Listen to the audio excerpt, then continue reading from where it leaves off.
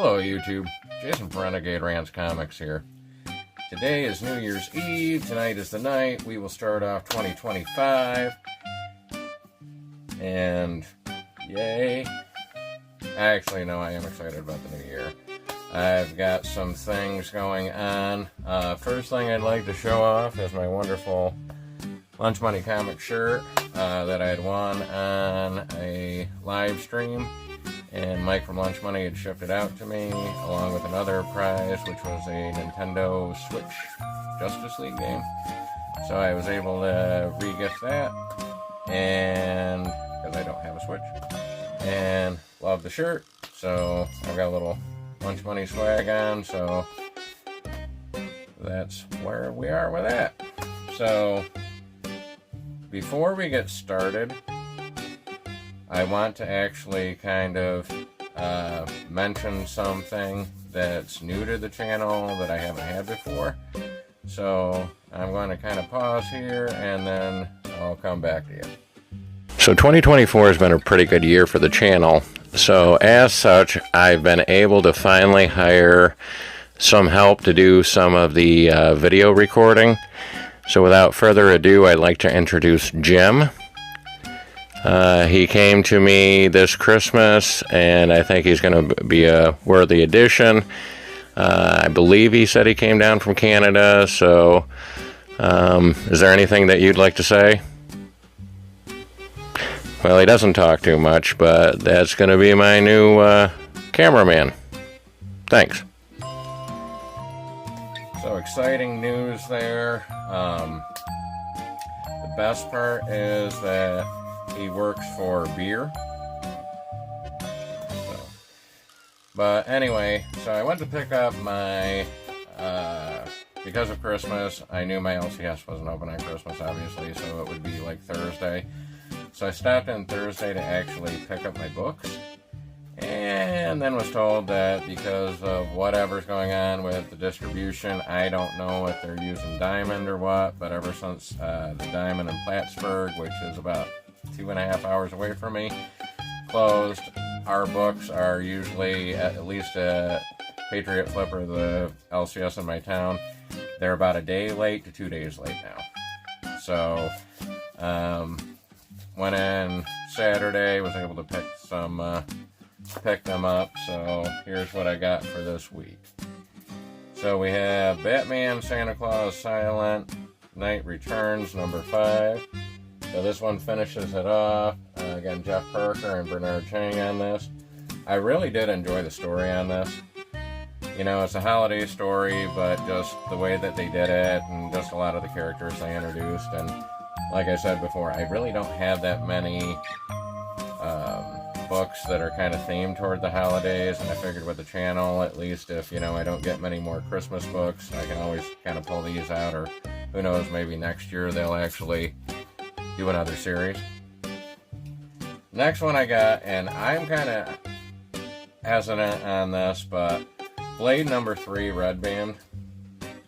So this is actually a key, and it's going to be the first appearance of Pontius Van Helsing, a monster hunter.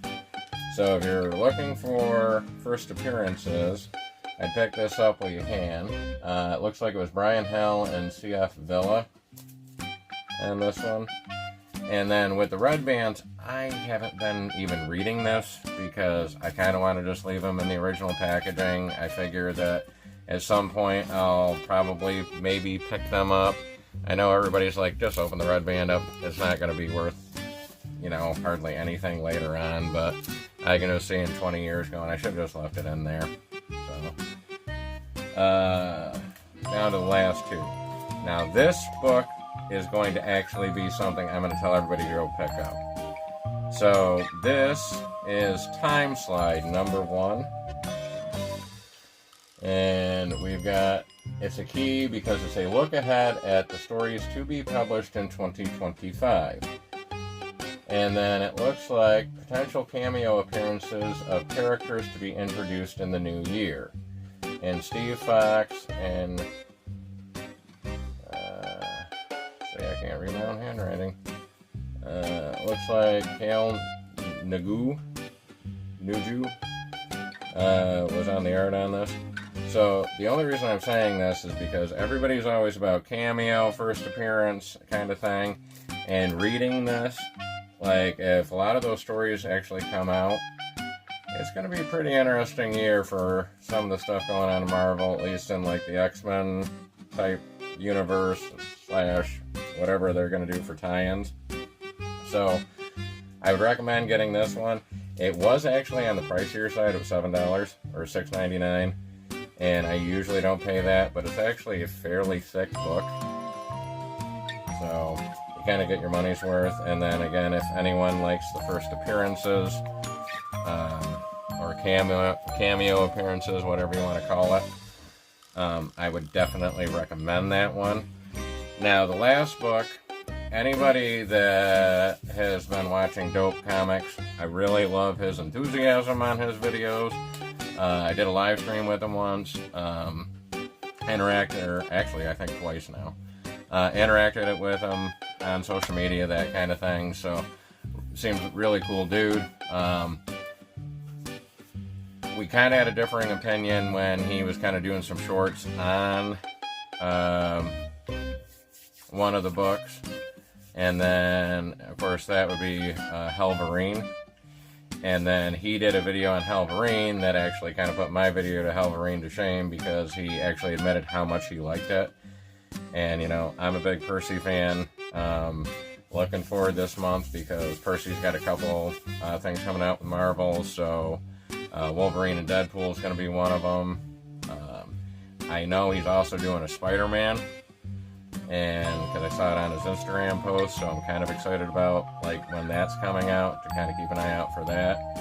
But I am actually trying to stick to, for my resolution, you know, not buying as many books and concentrating on getting my collection for the books that I want, and then just picking these up later on. But there's a lot of good stuff coming out, and I just don't want to miss something, I guess.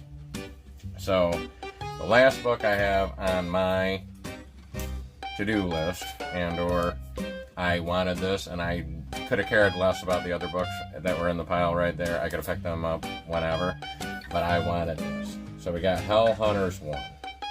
Now, 1, I'm a history guy. Love history. Always loved history, from the Revolutionary War to the Civil War to any of the other things going on, kind of thing.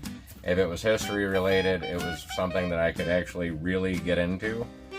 And so this is set in World War II. Of course, everybody kind of taking on the Nazis. And if you can see that wonderful flaming cycle and the gentleman on it. And I wasn't sure how they were going to do this, because in my lifetime, there have been, well, lately with a couple of the runs that they've got going on, there's actually quite a few.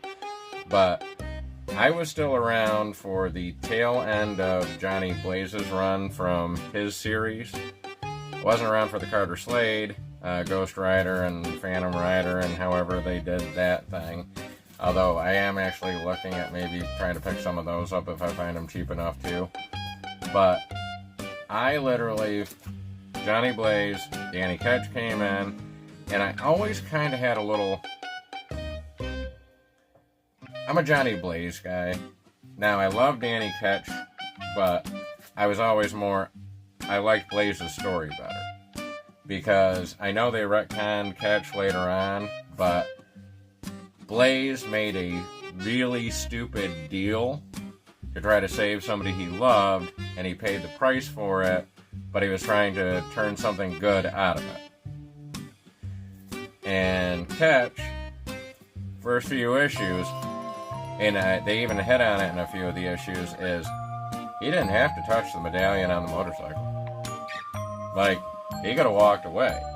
Like, his moral compass said he needed that power to fix whatever was going on, but he didn't have to touch it. And then later on, yeah, he always had the power in him and stuff like that, but it's like, because it always made me wonder with Ketch, it's like, he didn't sell his soul.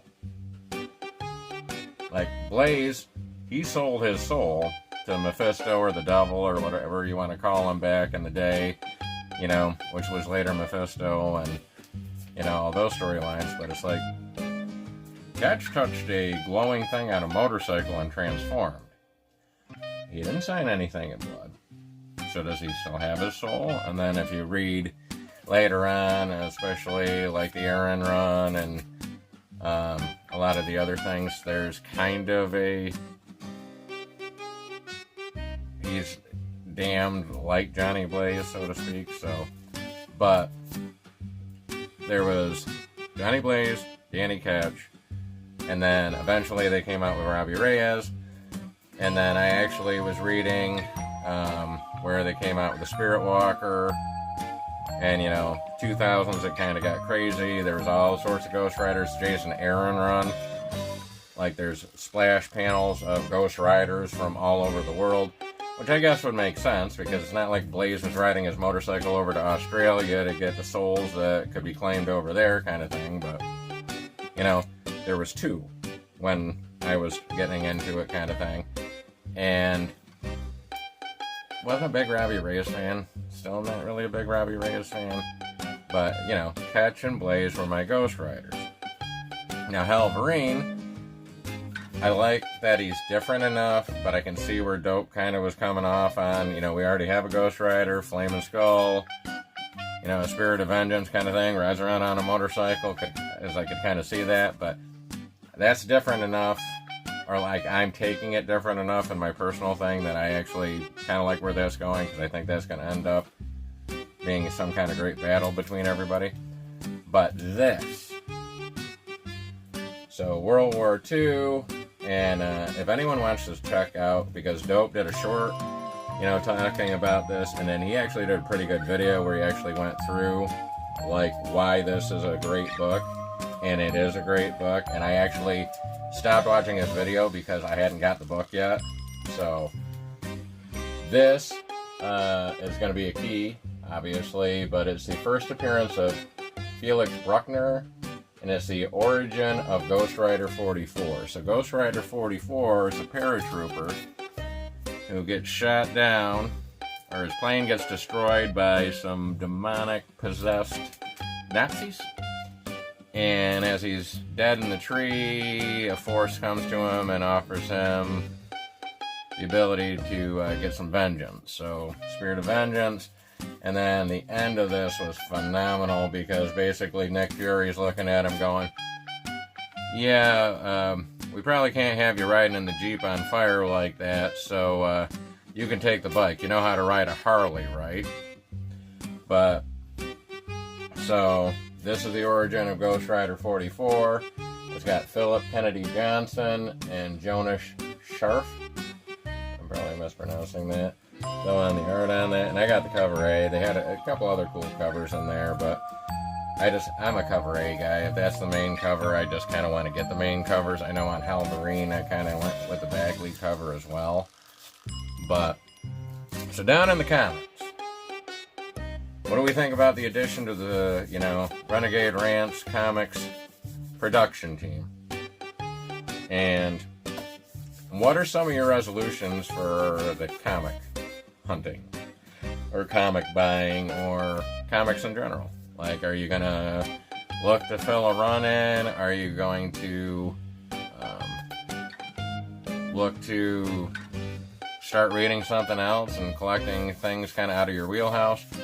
I've already alluded to it. I'm trying to cut back on buying everything I want, and then concentrating on a few books for the year, but I know that I keep on saying that, and it's like, oh man, this one's coming out, so we'll see how I do. Other resolution, we kind of talked about in one of the videos. You can go back and figure out which one it is so I can get some views. Just kidding. We'll be working on that too.